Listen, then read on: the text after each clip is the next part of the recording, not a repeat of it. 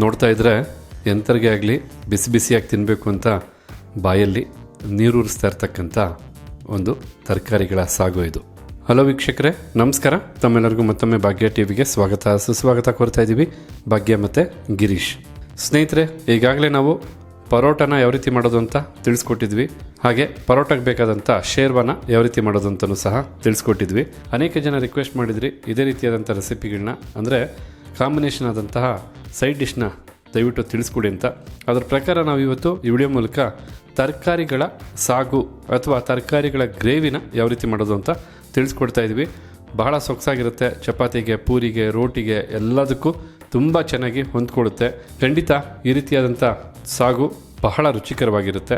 ಹಾಗೆ ಬನ್ನಿ, ಈ ರೀತಿಯಾದಂಥ ತರಕಾರಿ ಸಾಗು ಮಾಡೋದಕ್ಕೆ ಏನೆಲ್ಲ ಪದಾರ್ಥಗಳು ಬೇಕು, ಹಾಗೆ ತಯಾರು ಮಾಡ್ತಕ್ಕಂಥ ವಿಧಾನ ಹೇಗೆ ಅಂತ ಈಗ ನೋಡ್ಕೊಳ್ಳೋರಂತೆ.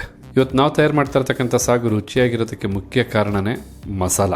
ಹೌದು, ಸಾಗಕ್ಕೆ ಬೇಕಾದಂಥ ಮಸಾಲ ಪೇಸ್ಟನ್ನು ಸಿದ್ಧ ಮಾಡೋದಕ್ಕೋಸ್ಕರ ಈಗಲೊಂದು ಮಿಕ್ಸಿ ಜಾರ್ನ ತೊಗೊಂಡು ಮಿಕ್ಸಿ ಜಾರ್ಗೆ ಅರ್ಧ ಇಂಚಿನ ಚಕ್ಕೆ, 2 ಲವಂಗನ ಹಾಕಿ, 8 ಖಾರದ ಮೆಣಸಿನಕಾಯಿನೂ ಸಹ ಹಾಕಿ, 1 ಟೀ ಸ್ಪೂನಷ್ಟು ಗಸಗಸೆ ಮತ್ತು 1 ಟೇಬಲ್ ಸ್ಪೂನಷ್ಟು ಹುರಿಗಡಲೆ, ಜೊತೆಗೆ 1 ಟೇಬಲ್ ಸ್ಪೂನಷ್ಟು ಧನಿಯಾ ಕಾಳನ್ನು ಸಹ ಹಾಕಿ, ಇನ್ನೂ ಕೆಲವೊಂದು ಪದಾರ್ಥಗಳನ್ನ ಹಾಕಿ ಮಸಾಲಾನ ರುಬ್ಕೋಬೇಕು.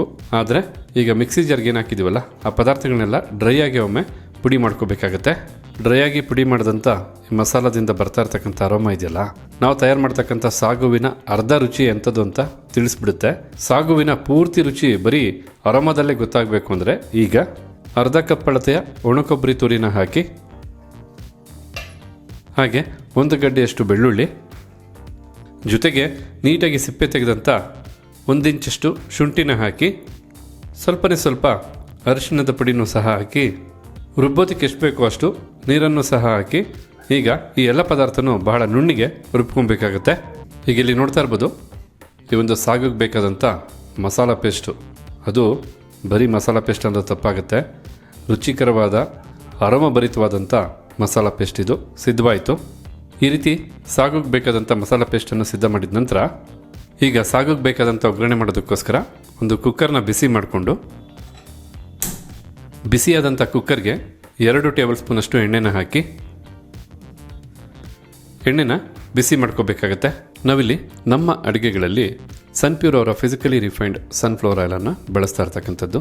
ಏಕೆಂದರೆ ಈ ಎಣ್ಣೆಯಲ್ಲಿ ರಿಚ್ ಆಗಿರ್ತಕ್ಕಂಥ ವೈಟಮಿನ್ಸ್ ಎ, ಡಿ, ಇ ಹೇರಳವಾಗಿದೆ. ಹಾಗೆ ಈ ಎಣ್ಣೆಯಲ್ಲಿ ಯಾವುದೇ ರೀತಿಯಾದಂಥ ಕೆಮಿಕಲ್ಸ್ ಇಲ್ಲ, ಹೆಚ್ಚು ಕೊಲೆಸ್ಟ್ರಾಲ್ ಅಂಶ ಸಹ ಇರೋದಿಲ್ಲ. 100% ಪ್ಯೂರಿಟಿ ಆದಂಥ ಎಣ್ಣೆ. ಎಲ್ಲದಕ್ಕಿಂತ ಹೆಚ್ಚಾಗಿ ಭಾರತ ದೇಶಕ್ಕೆ ಮಾತ್ರ ಪೇಟೆಂಟೆಡ್ ಟೆಕ್ನಾಲಜಿನ ಹೊಡಗೊಂಡು ತಯಾರು ಮಾಡ್ತಕ್ಕಂಥ ಎಣ್ಣೆ ಆಗಿರೋದ್ರಿಂದ ನಮ್ಮ ಅಡುಗೆಗಳಲ್ಲಿ ಸನ್ಪ್ಯೂರ್ ಅವರ ಫಿಸಿಕಲಿ ರಿಫೈನ್ಡ್ ಸನ್ಫ್ಲವರ್ ಆಯಿಲನ್ನು ಬಳಸ್ತಾ ಇರ್ತಕ್ಕಂಥದ್ದು. ಈಗಿಲ್ಲಿ ಎಣ್ಣೆ ಬಿಸಿಯಾಗಿದೆ. ಬಿಸಿಯಾದಂಥ ಎಣ್ಣೆಗೆ ಈ ರೀತಿ ಬಹಳ ಚಿಕ್ಕದಾಗಿ ಕಟ್ ಮಾಡಿದಂಥ ಒಂದು ಈರುಳ್ಳಿನ ಹಾಕಿ, ಮೀಡಿಯಂ ಫ್ಲೇಮ್ನಲ್ಲೇ 2 ನಿಮಿಷಗಳ ಕಾಲ ಈರುಳ್ಳಿನ ಫ್ರೈ ಮಾಡ್ಕೋಬೇಕು.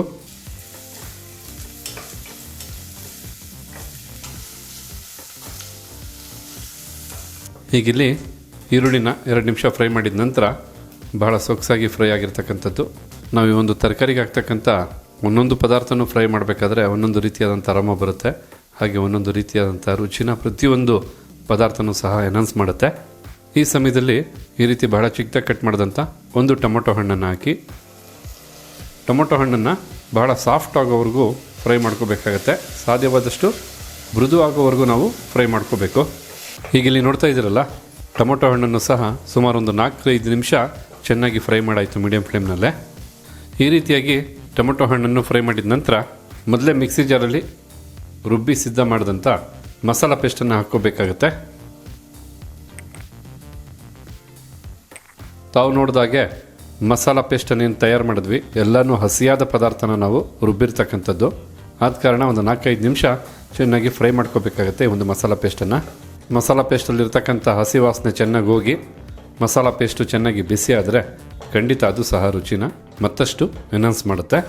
ಈಗ ಈ ಒಂದು ಮಸಾಲ ಪೇಸ್ಟನ್ನು ಲೋ ಫ್ಲೇಮ್ನಲ್ಲೇ 4-5 ನಿಮಿಷ ಎಡೆಬಿಡದೆ ಈ ರೀತಿ ಮಿಕ್ಸ್ ಮಾಡ್ತಾ ಚೆನ್ನಾಗಿ ಫ್ರೈ ಮಾಡಾಯಿತು. ಈ ರೀತಿ ಮಸಾಲ ಪೇಸ್ಟನ್ನು ಸಹ ಫ್ರೈ ಮಾಡಿದ ನಂತರ ಮೊದಲೇ ಹೇಳಿದಾಗೆ ಇದು ತರಕಾರಿಗಳ ಸಾಗು ಆಗಿರೋದ್ರಿಂದ ಮೊದಲಿಗೆ ಸರಿಸುಮಾರು 15-20 ಹುರುಳಿಕಾಯನ್ನು ಈ ಒಂದು ಹದದಲ್ಲಿ ಕಟ್ ಮಾಡಿ ಬಳಸ್ತಾ ಇರ್ತಕ್ಕಂಥದ್ದು. ಹಾಗೆ ಒಂದು ದಪ್ಪನಾದಂಥ ನವಕೋಲು ಅಥವಾ ನವಿಲು ಕೋಸು ಅಂತಲೂ ಕರೀತಾರೆ. ಮೇಲಿರ್ತಕ್ಕಂಥ ಸಿಪ್ಪೆನ ತೆಗೆದು ಅದನ್ನು ಸಹ ಈ ಹದದಲ್ಲಿ ಕಟ್ ಮಾಡಿ ಬಳಸ್ತಾ ಇರ್ತಕ್ಕಂಥದ್ದು. ಜೊತೆಗೆ ಒಂದು ದಪ್ಪನಾದಂಥ ಕ್ಯಾರೆಟನ್ನು ಚಿಕ್ಕ ಚಿಕ್ಕದಾಗಿ ಕಟ್ ಮಾಡಿ ಬಳಸ್ತಾ ಇರ್ತಕ್ಕಂಥದ್ದು. ನೋಡಿ, 3 ತರಕಾರಿಗಳು ಕೇಸರಿ, ಬಿಳಿ, ಹಸಿರು ಎಷ್ಟು ಚೆನ್ನಾಗಿದೆ ಅಲ್ವಾ. ಹಾಗೆ ಈ ಎಲ್ಲ ತರಕಾರಿಗಳ ಜೊತೆಗೇ ಒಂದು ದಪ್ಪನಾದಂಥ ಆಲೂಗೆಡ್ಡೆನ ನೀಟಾಗಿ ಸಿಪ್ಪೆ ತೆಗೆದು ಈ ಒಂದು ಹದದಲ್ಲಿ ಕಟ್ ಮಾಡಿ ಬಳಸ್ತಾ ಇರ್ತಕ್ಕಂಥದ್ದು. ಈ ಹದದಲ್ಲಿ ಕಟ್ ಮಾಡಿ ಬಳಸೋದು ಅಂದರೆ ಖಂಡಿತ ನೀವು ಅದೇ ಹದದಲ್ಲಿ ಕಟ್ ಮಾಡಿಕೊಂಡ್ರೆ ಸಾಗುಗೆ ಬೇಕಾದಂಥ ಕನ್ಸಿಸ್ಟೆನ್ಸಿ ಇರ್ಬೋದು, ಹಾಗೆ ರುಚಿ ಇರ್ಬೋದು, ಪ್ರತಿಯೊಂದಕ್ಕೂ ಸೂಕ್ತವಾಗಿರುತ್ತೆ ಅಂತ. ಈ ಎಲ್ಲ ತರಕಾರಿಗಳ ಜೊತೆಗೇ ರುಚಿಗೆ ತಕ್ಕಷ್ಟು ಉಪ್ಪನ್ನು ಸಹ ಹಾಕಿ, ಇನ್ನು ತರಕಾರಿಗಳನ್ನೆಲ್ಲ ಚೆನ್ನಾಗಿ ಬೇಯಿಸೋದಕ್ಕೋಸ್ಕರ 1 ಕಪ್ ಅಳತೆ ನೀರು ಅಥವಾ 250 ml ನೀರನ್ನು ಹಾಕಿ ಈ ಒಂದು ತರಕಾರಿ ಸಾಗುಗೆ ಬೇಕಾದಂಥ ಎಲ್ಲ ಪದಾರ್ಥನೂ ಕುಕ್ಕರ್ಗೆ ಹಾಕಾಯಿತು. ಕೊತ್ತಂಬರಿ ಸೊಪ್ಪು ಒಂದನ್ನು ಬಿಟ್ಟು ಅದನ್ನು ಸಹ ಹಾಕಿ ಒಮ್ಮೆ ಚೆನ್ನಾಗಿ ಮಿಕ್ಸ್ ಮಾಡ್ಕೋಬೇಕಾಗತ್ತೆ.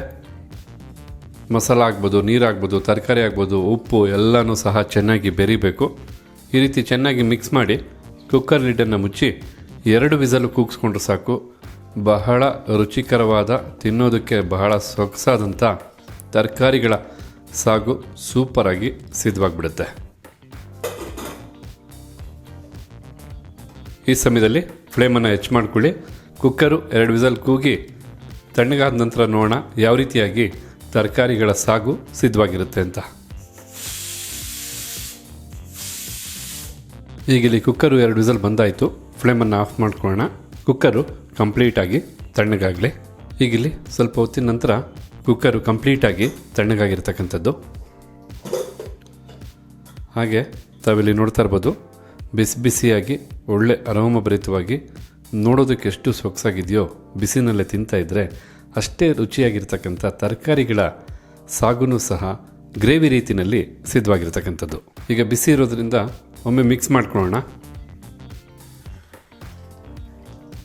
ನೋಡ್ತಾ ಇದ್ರಲ್ಲ, ಒಳ್ಳೆ ಬಣ್ಣದಲ್ಲಿ, ಒಳ್ಳೆ ಟೆಕ್ಸ್ಚರಲ್ಲಿ, ಬಹಳ ಸೊಗಸಾಗಿ ಬೆಂದಂಥ ತರಕಾರಿಗಳ ಜೊತೆಗೆ ತರಕಾರಿಗಳ ಸಾಗು ಸೂಪರಾಗಿ ಸಿದ್ಧವಾಗಿರ್ತಕ್ಕಂಥದ್ದು. ಹಾಗೆ ಖಂಡಿತ ನೀವು ಜಸ್ಟು ಇಮ್ಯಾಜಿನ್ ಮಾಡ್ಕೊಳ್ಳಿ, ಬಿಸಿಯಾದಂಥ ಪೂರಿ ಜೊತೆ ಈ ಸೊಗಸಾದಂಥ ಸಾಗುನ ಕಾಂಬಿನೇಷನ್ ಮಾಡಿ ಸವಿತಾ ಇದ್ದರೆ ಎಷ್ಟು ಚೆನ್ನಾಗಿರುತ್ತಲ್ವ. ಖಂಡಿತ ನೆನೆಸ್ಕೊಂಡ್ರೆ ಬಾಯಲ್ಲಿ ನೀರು ಇರುತ್ತೆ. ಹಾಗಿದ್ರೆ ನೋಡ್ರಲ್ಲ ವೀಕ್ಷಕರೇ, ಯಾವ ರೀತಿಯಾಗಿ ತರಕಾರಿಗಳ ಸಾಗುನ ಬಹಳ ಸಿಂಪಲ್ಲಾಗಿ ಅಷ್ಟೇ ರುಚಿಕರವಾಗಿ ತಯಾರು ಮಾಡ್ಬೋದು ಅಂತ. ಖಂಡಿತ ಈ ರೀತಿಯಾದಂಥ ಸಾಗುನ ಒಮ್ಮೆ ಮಾಡಿ ನೋಡಿ. ನಿಮ್ಮ ಮನೆ ಮಂದಿಯೆಲ್ಲ ಈ ಸಾಗುವಿನ ರುಚಿಗೆ ಖಂಡಿತ ಫಿದಾ ಆಗಿಬಿಡ್ತಾರೆ. ಅದರಲ್ಲಿ 2 ಮಾತು ಇಲ್ಲವೇ ಇಲ್ಲ. ನೀವೇ ಈ ಸಾಗುನ ಮಾಡಾದ ನಂತರ ಕಮೆಂಟ್ ಮಾಡ್ತೀರಾ. ಹಾಗಿದ್ರೆ ಇವತ್ತು ಈ ವಿಡಿಯೋ ಮೂಲಕ ನಾವು ಮಾಡಿ ತಿಳಿಸಿದಂಥ ಸಾಗು ರೆಸಿಪಿ ತಮಗೆಲ್ಲರಿಗೂ ಇಷ್ಟ ಆಗಿದೆ ಅಂತ ತಿಳ್ಕೊಂಡಿದ್ದೀನಿ. ಇಷ್ಟ ಆಗಿದ್ರೆ ವಿಡಿಯೋಗೊಂದು ಲೈಕ್ ಮಾಡಿ. ಹಾಗೆ ಈ ರೆಸಿಪಿ ಬಗ್ಗೆ ತಮಗಿರ್ತಕ್ಕಂಥ ಅನಿಸಿಕೆ, ಅಭಿಪ್ರಾಯನ ತಿಳಿಸೋದನ್ನು ಮರಿಬೇಡಿ. ಎಲ್ಲದಕ್ಕಿಂತ ಹೆಚ್ಚಾಗಿ ಈ ವಿಡಿಯೋನ ಮತ್ತೊಬ್ಬರಿಗೂ ಹೆಲ್ಪ್ ಆಗೋ ಹಾಗೆ ಶೇರ್ ಮಾಡಿ ಅಂತ ಹೇಳ್ತಾ ತಮಗೆಲ್ಲರಿಗೂ ಧನ್ಯವಾದನ ತಿಳಿಸ್ತಾ ಇದ್ದೀವಿ. ಮತ್ತೊಂದು ಹೊಸ ವಿಡಿಯೋದಲ್ಲಿ ಹೊಸ ರೆಸಿಪಿ ಜೊತೆ ತಮ್ಮನ್ನ ಭೇಟಿ ಮಾಡ್ತೀವಿ. ಅಲ್ಲಿವರೆಗೂ ನಮಸ್ಕಾರ ವೀಕ್ಷಕರೇ.